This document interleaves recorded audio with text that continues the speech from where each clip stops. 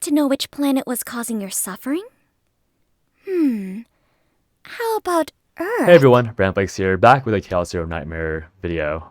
As if this is not my first one, but regardless, or first one posted. I think my original first one was unlisted because it was about a bug and they fixed it and they unlisted it because they didn't want it to be fake news and all that. But you know, whatever. I'm not really sure what to do for a gacha game because I wanted to do like a guide video, but then it got really rambly and I wanted to do like a team overview video, and then I was like, is there even a point in this? So I'm just gonna talk about random things, and I'll put the timestamps in description and comments as always. You can jump around depending on if you think the topics interest you, but otherwise, I honestly never figured out how to cover gacha games properly, so we're trying to just talk about what we have here. So, chaoszeronightmare is going to be a deck or card-based roguelike game, I think they're called. And essentially, in order to get the characters, you have to do gacha, which sucks, but it is what it is. And then the actual roguelite mode is going to be this chaos mode you have, where it's very like Slay the Spire and Darkest Dungeon. You just jump through a map and fight monsters and build a team. And then when you're done with that, the game gives you save files on the character, and you can pull that save file into the more gacha reminiscent modes of the game. So like simulation, which is your growth quests, like you farm your ascension mats, your promotion mats, your like equips, all of that good stuff. And then you have the quote unquote late game content, where you take the best of what you got and then throw them against pretty tough enemies in order to get some more rewards for the week or the section of time. So that's pretty much an overview of this game. I mainly play it for the roguelite section because obviously chasing builds is very fun. But speaking of builds, this might mean nothing to you if you're a new player, but just be aware that if you're starting now, or if you're wondering why the build suddenly got worse, on November 4th, they patched the game to make build saves a lot less consistent or a lot less high rolly. I think there was a bug specifically with difficulty 5 and the 0 mode that made the save files artificially high, and then they decided to just accompany that with an overall nerf to save files in general. If you heard me say 0 mode, that's a mode you unlocked at level 40 or play at level 40 that essentially gives you another layer to the infinite roguelite reroll or infinite roguelite infinite mode, and it makes it a roguelike because now you have upgrades that you can push into your characters to make them a bit stronger for specifically this mode. So obviously roguelite and roguelikes are fairly similar, but this is the roguelike aspect, I guess, because you're upgrading these stuff over and over again. And yeah, the gameplay loop is honestly really, really fun. If you're considering playing it, then you can reroll. You don't have to reroll. The base characters are pretty powerful, and if you play right now, because of some, I guess like drama with Korea, you can actually hit the beginner reroll full pity in just one go. So if you want to really push for a good start, you could reroll. It takes like 15-20 minutes. I didn't bother. I got an account from a friend after I started, and because they rerolled it to an account that they didn't want but they knew I wanted, so I just took it. So this account's like maybe 3 days past launch, and you can tell by my pity counts that I'm a free-to-play player, so I didn't whale. You can see that my friend did 110 pull on the limited or the rate up banner, and they got super lucky. They hit Rin, who I don't use at all. Characters I use personally are Mei Lin, Veronica, Renoa, Mika, Rei, and Cassius. As you can tell by the ascension levels, besides Mika, I've gotten no real dupes for any of them. Mei Lin got a dupe, but Mei Lin's first dupe is literally completely worthless once you get some more ascension levels. It's just a crit on a ability. It only crits broken opponents, but the card it's attached to is the card you use to break your opponents usually. So, and it doesn't calculate the crit after the fact, so it's like kind of worthless because you have to break your opponent without your best break card in order to get a crit. But you already build crit on the substat item, or you already build crit on your substat gear anyways to get access to it. So it's like, what's the point? But yeah, quick review of my characters overall, and then I'll talk about how I built for them. And when I talk about when I built for them, just again, remember that there was an overall gear nerf or overall save file nerf from a few days ago. So it's not likely you'll get the same quality of experience that I got. But you can see that I 3-starred base in 10. These are teams I used. Mei Lin, Veronica, Mika, and then Renoa, Cassius, Rei. I'll say before I get into the gear that this top team is the one I use in 0, like basically permanently. And this bottom team, I built this team up by essentially slotting them in with Mika. So like when I built this Renoa, Rei, Well, the way I built my Renoa and Rei was by playing Renoa, Rei, Mika at a lower 0 run difficulty. And whenever I say lower 0 run difficulty, that's usually a red flag saying that that save file I got these builds from is likely a result of the boosted rates from before the patch. So if you're trying to get some similar quality builds and it's not working out as well, then it's probably just because you're playing on a nerfed version of the game, which really, really sucks, but it is what it is. It's the reality we live in. But yeah, going into the actual characters themselves for Mei Lin, you can tell very quickly that she's my most invested character because the reason why I swapped accounts is because I really wanted to play Mei Lin. My original account only had Renoa. Okay, just straight up, my original account was probably the best meta account you could ask for because it had Renoa, Hugo, and Felipe, and it didn't have Mei Lin. So I was like, no, I want Mei Lin. So I jumped over. But regardless, yeah, Mei Lin's my most invested character. Talking about partner before I forget, just because I made a take earlier why I just did not bring up partners, and I was like, I should probably talk about those. So I'll go over that now. Honestly, the partners on all my characters are very low investment. These are all like rare or super rare partners. I'm not using a singular super rare partner. I'm not using the battle pass partner because again, I am free to play. I probably will buy the battle pass when I hit that point, but since I'm not level 30 yet on the battle pass, I'm like, I don't know, like whatever. I'll just wait until I hit 30 to buy the battle pass. It's fine. The game is fun, but since I full clear everything anyways, I don't need the power spike from the purchase battle pass. But whatever. Back to the actual characters. Mei Lin is pretty good in 0 just because her build, like you do need to get this specific epiphany on Unity of Attack and Defense for her to be usable outside of 0, but within 0, like her base level is decent enough that she feels okay and feels consistent enough to win with. For decks, you're going to want to go for something like what I have here, where you have, again, the correct epiphany. You have a decent upgrade on Flame Dragon's Jewel. I'd recommend going for these raw buff stats or a -1 AP cost just to make your first turn a bit better. And then when it comes down to Rising Dragonspire, I technically have a pretty low roll Rising Dragonspire because you don't actually want the ones that are 1 cost. Usually the ones that I see that are really, really good are the ones that are the 2 costs, but it adds a hit for every passion card you used. So that will count your partner Veronica or Selena card usages, and then you can get to like 15 cards used in 1 turn and then just absolutely nuke enemies. So this save file isn't quite perfect, but it fits my needs because I get to buff my strikes and do a ton of damage, as you can see with my final Unity of Attack and Defense card down here. And then, yeah, for equipment, you can see that there is some decent investment. 3 of these things are +5, the rest aren't. I'm just going for set effects. I'm not bothering with the 4 sets because I'm pretty sure that attack and crit damage are like by far the best set effects you can go for. And then you just like slot in either defense, HP, or Scarab on the last set effect just to get some extra bonuses for your runs in general. Going into Veronica, Veronica is again very, very powerful in 0 mode just because she has insane raw consistency. I think the most challenging part of Veronica is trying to give her a good build outside of 0 because I think she high key falls off a good amount when you're going to Basin because her damage falls off a good amount due to the fact that you don't have stuff like the +1 morale for every AP you spend modification that you get in chaos mode. So her damage is a bit worse, and because of that, you do have to chase some very specific epiphanies for that.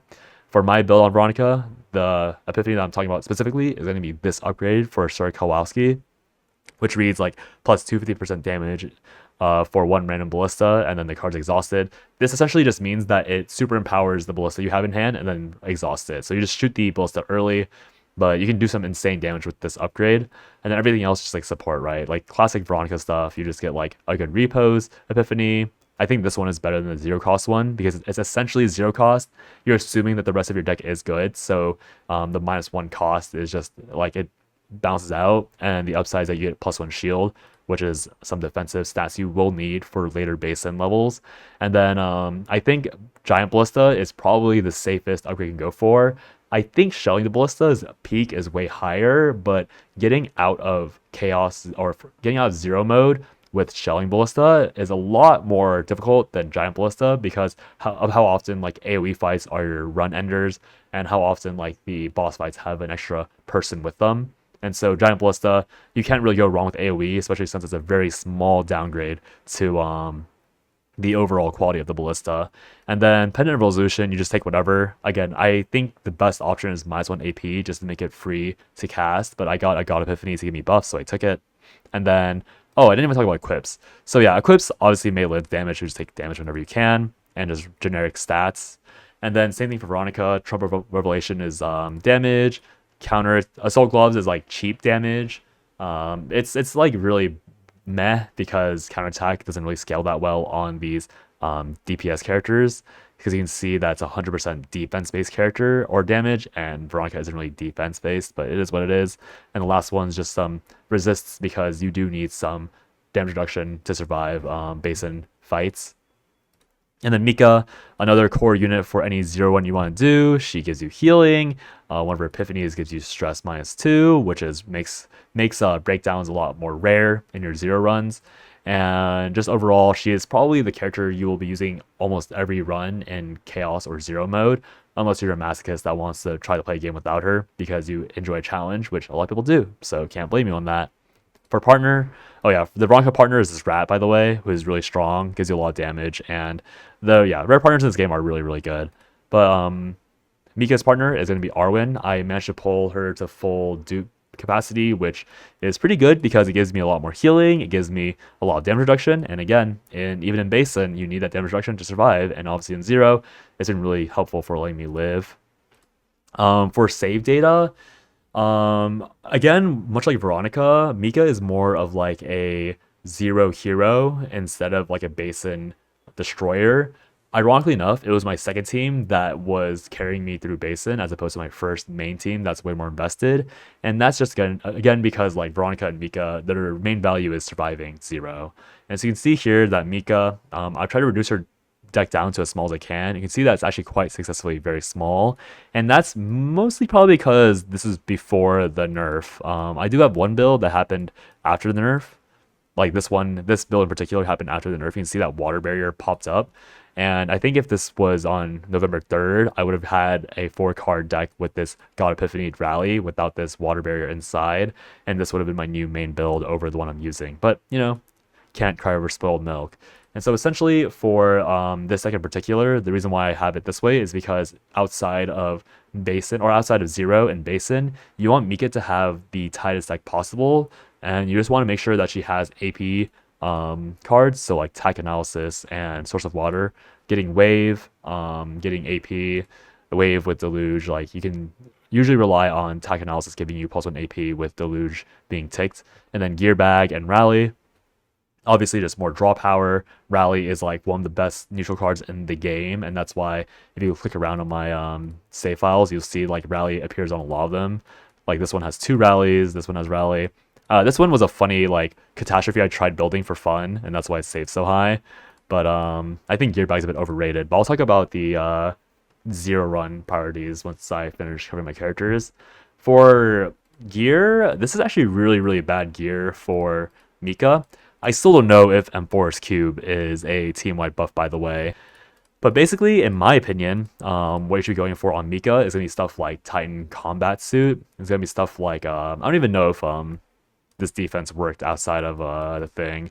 But if Enforced Cube works, then obviously you always go for Enforced Cube.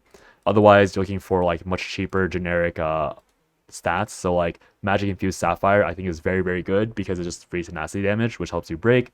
And a lot of times if you break early, that means you have more AP to do other stuff, which is important for the early turns, especially in Basin where you're on a countdown or a time clock. For weapons, there are very few weapons that actually go on Mika. This purple one's probably the best one, again, if it applies to everyone on your team. And it comes with the upside of helping you out. And I'm pretty sure this is actually, the more I look at it, I'm pretty sure this is not working on allies, by the way, but whatever. But like more generically, I think this military grenade is okay because it procs with Deluge. I don't know if it works on anything else, by the way. Like I don't know if it works on getting morale. I don't know if it works on getting wave. Like I'm pretty sure it only works on upgrade cards, but you know, some damage is better than a lot of the other choices. And this Primordial Discipline card or thing is also like very powerful because obviously it gives immunity. But you can see that my deck, I did save Whirlpool. I could probably run this over my original deck, but I have Water Barrier and Whirlpool, and I don't like the fact that it's technically a 6-card deck. So I'm probably abandoning it. Maybe I'll save this just in case I want it. But oh, that was the wrong button. But yeah.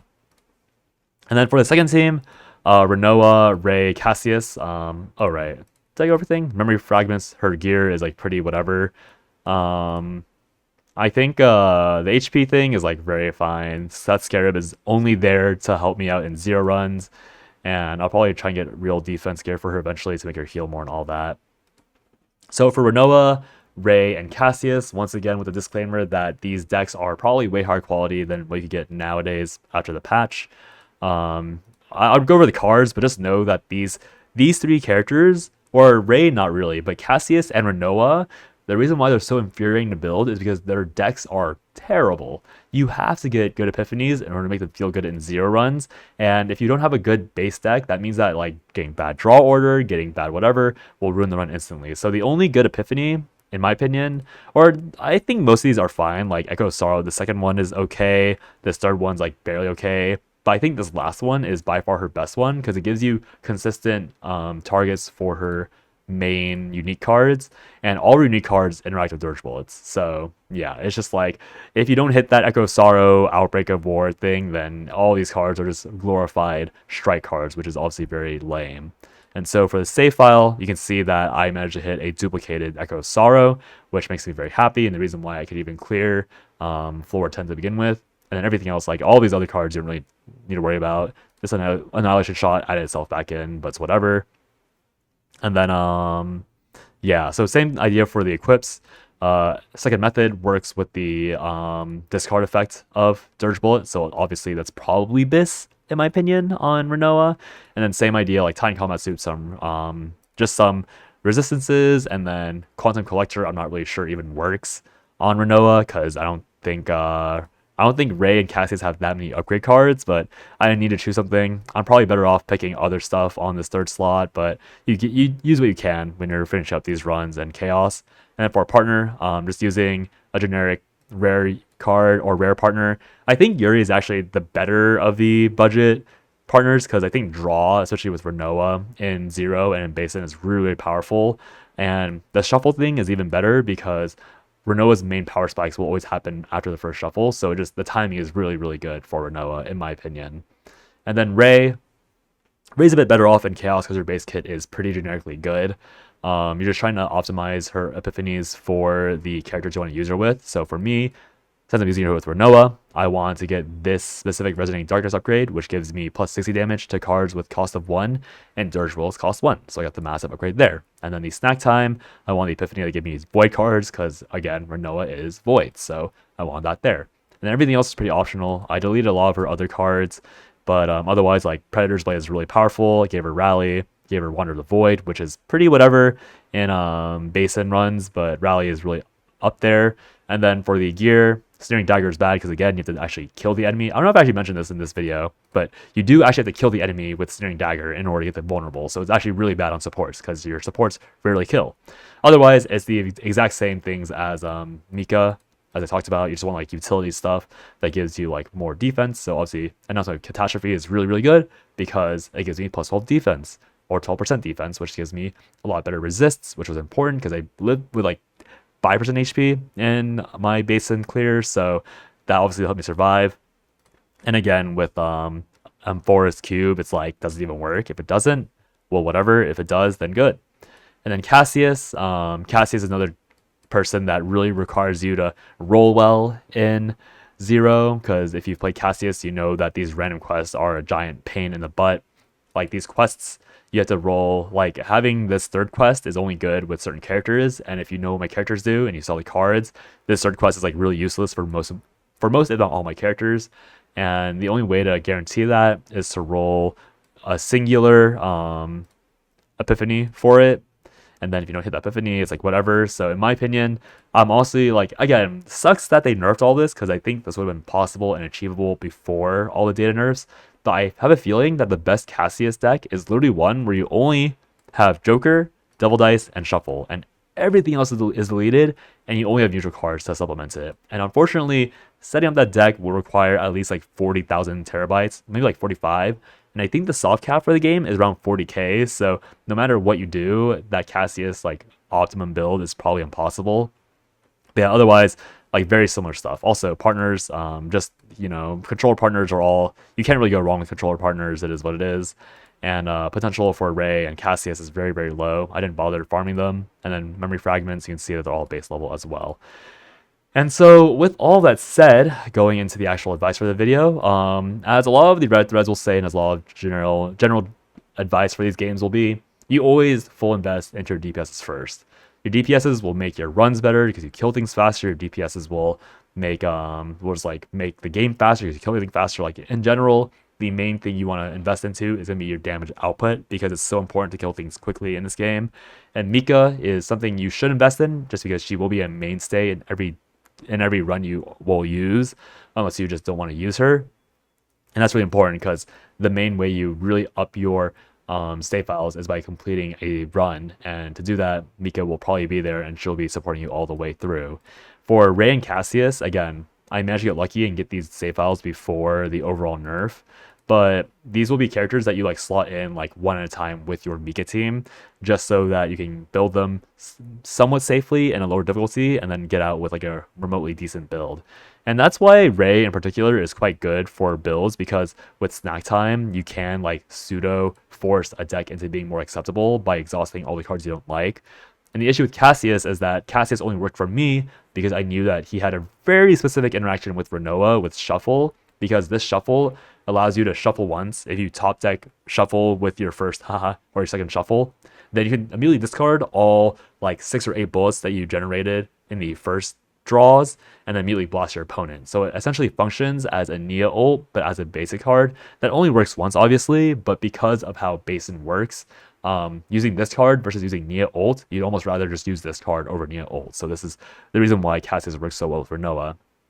And that goes into how important it is to know your character synergies. I don't have Felipe, I don't have Hugo, I don't have, who was it? Haru. I don't have Kayron. Those are all characters that are much more standard when it comes to like winning these runs. And to be fair, like it's not like Mei Lin and Renoa are particularly like avant-garde carries for Basin, but they are characters that are a bit more outside of the norm for these harder difficulty content runs. Because if you look at other like people that are like, oh, I'm free to play and I cleared level 10 Basin super easily, they're almost always using like Hugo, Tressa, Mika as like a baseline. They almost always have a Haru because Haru is obviously really strong. And I'm just here to say that like if you're smart with your play and if you're lucky with your save files and you know how to invest and create team comps, there is still the potential that you can clear these harder stages if you set up everything very well. And again, I'm not saying that, I'm not going to pretend that I know how Rin works. I'm not going to pretend how who's this guy Kayron works. I'm not going to say I know how to make Aurelia or any character I don't own work. I don't even know how a lot of these SR characters function. But it's just more of just like if you invest properly, things will work out. And I guess this will be a pretty short part of the video, but if you're below level 40 and you're going through growth missions, there is a growth mission at some point that asks you to clear 12 memory fragment things. I think it's on growth mission 5. And so this growth mission in particular is almost always going to be at a time where you're locked behind. I guess to be fair, this is going to be something easier to achieve because they're sending gifts daily. But if you're very fresh to the game, if you're stuck on Growth Guide Chapter 4 and you're waiting for a few days to get your affinity to level 5, I would highly recommend you do these memory fragment simulations just to get the basic sets on your chaos farming team. Because even like literally no relevant substats, nothing, even just the basic 3 sets that you saw in my characters helped me wipe out the early levels of chaos way more easily and let me have a lot more fun with the game, because I was actually finding success in early chaos, and that helped me unfortunately snowball my addiction with the game. And so I recommend just pre-farming the 12 stages you need and then really ignoring that up until you hit level 40, because before level 40 your gear farming stages will not give you gold gear. And there's an entire debate on whether it's even worth claiming the gear from this. Like if you should be farming potential or if you should be farming gear, mainly because of the fact that in zero mode, once you're at these higher level difficulty levels, You guys all know how like Chaos Loot works. This week's Chaos Loot, and maybe permanently, it was giving gold gear. Like so, like Chaos level 7 gives you 2. I've heard like Chaos level 9 gives you 3. And so the idea is that you're supposed to just do Chaos or Zero System infinitely to farm more efficient nodes for gear. And then otherwise, if you're just trying to burn stamina, you should be doing it on less efficient things like potential. You can do all that if you want. Me personally, I cannot be bothered to run it through like Chaos 8, 9, 10, and spend an hour just to get like a better roll on this. Like if I have high stamina like I do now, I'm just gonna send it into equips to finish out my supports. Like I know that some people are like, oh, don't level your supports. It's an efficient use of resources. But it's like at this point, if you're not close to clearing basin, then odds are you're not gonna be clearing it before the next 6 days. And if you are in that range, then by all means min-max and optimize. But it's always fine to take it slow. Like the rewards for this are pretty good, but are you really like, is the game really gonna be that bad if you miss the last 200, 300 gems from the initial basin? Like it's not even like the green cubes are super valuable yet. Like maybe they will be better in the future, but yeah, that's my take on that. And with Arc City, I guess it's like just more like footnotes that I have. Research facility. This is my setup for this. I don't really care about excursions because my Mika is like never out for a date anyways. You can see that I have people in the trauma center. Since I run a lot of nightmare modes, my units are always in trauma, which kind of perpetuates a vicious cycle where since I'm in nightmare mode, they get mind broken, and then I don't have enough passes because I don't want to use crystals and blah blah blah. So for me personally, I'm just using all my communication passes on these. So my affinity farm is a little slower, but I'm not rushing it because it's more fun for me that way. And then for No Shop, I'm pretty sure you always want to buy out like the passes at the below that I already bought out. Like you always buy these out, and you should probably full focus on research notes until you unlock at minimum this +1 communication passes for obvious reasons for affinity. And for everything else, I'm not really sure if you really need it that bad. Like maybe this is also good because it lets you buy more policies to skip faster, but that's pretty deep into the field. Otherwise, it's like decrease the creation time by an hour, always good, and more affinity for doing stuff is also really good as well. And then what else? For policy offices, I know there's an Excel sheet somewhere which says like ignore the upgrades, but like that's just wrong. Like you should chase as high of a grade as you can while skipping the most days as you can, because you don't get more gems for burning your city down. You get more gems for doing it fast, but you can chase grade S while doing stuff fast. So I don't know why that spreadsheet made the false claim that you shouldn't be bothering to max out your grade. And I don't even think that many people see this part of the video, but like that really bugged me that like a content creator that was much larger than I was like, oh yeah, just burn down your city because it's irrelevant. But it is relevant. Like you want more mats, especially since your money will get really choked out by the time you're level 50, which I'm not at yet. But I've seen a lot of people that are around level 50 that just have 0 credits to their name because they spent it all leveling units up. And so it's really important to min-max every resource you can if it's easy to do.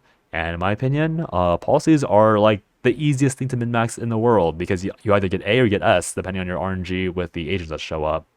Oh, also, if you don't know, I can't really show it off now, but these stats are determined by the person you're putting into the excursion. So Mei Lin, I know off the top of my head, is a happiness character, and I think Renoa is a public order character. So like the game will tell you which characters, like which stats you need boosted. So just like align them. Like it's not that hard. But I know a lot of people don't know about that. And again, I blame that spreadsheet for just like not really particularly being good with telling you how that works. And yeah, the last thing I want to talk about is going to be save file optimization, which should probably have been a bit earlier in the video. But basically, right now, this is all working theory, like purely a theory based off of my recent experiences.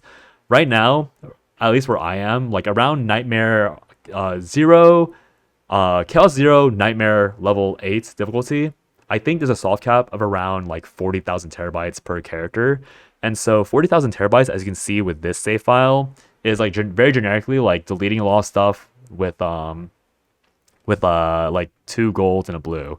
But if you go above 40k, then what happens is that it might force you below 40k, as you can see with this save file. Like maybe this would have been like a 42,000 save file if this water barrier was removed, but because I had gone above that soft cap, it has put me below. So just be aware of that. If you're trying to make these very tight optimized builds, you never want to get too many neutral cards. Or okay, first of all, this rarity thing actually really matters because Rally, I think, is a base neutral card, but you can see that I stopped using a Piff, or I stopped using Gear Bag.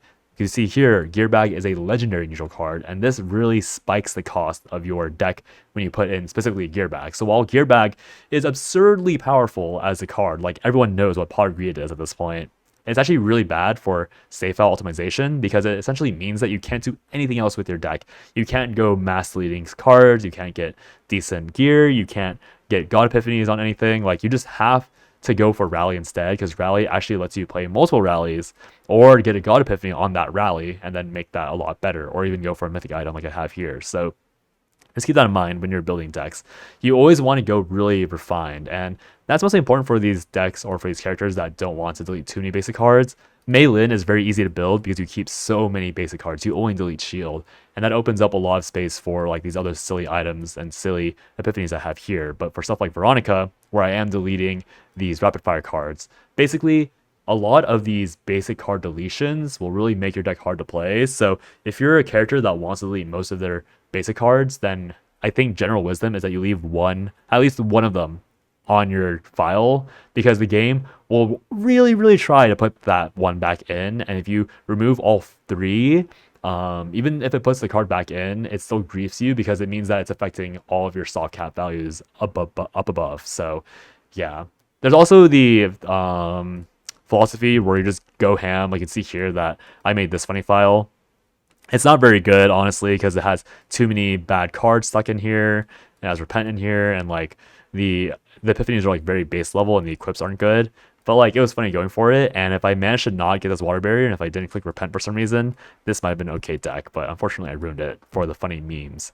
But yeah, that's gonna be a video. I'll try and do more in-depth stuff like what gears to take on Chaos and all that if there's interest in this content. But with all that said, thanks for watching, guys. I would appreciate any feedback on this video or what ideas to do in the future for this game. So yeah, have a good day or night wherever you are, and I'll see you guys next time. Bye-bye.